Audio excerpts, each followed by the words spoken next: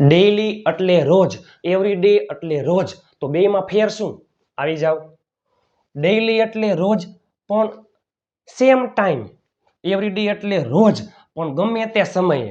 I go to school daily, I pre daily. હું રોજ સ્કૂલે જાઉં છું, હું રોજ પ્રાર્થના કરું છું. આમાં ફિક્સ ટાઈમ હોય કે સવારના 7 વાગે, દરરોજ સવારના 7 વાગે સ્કૂલે જાય છે અને આમાં સાંજે 6 વાગે પ્રાર્થના કરે છે.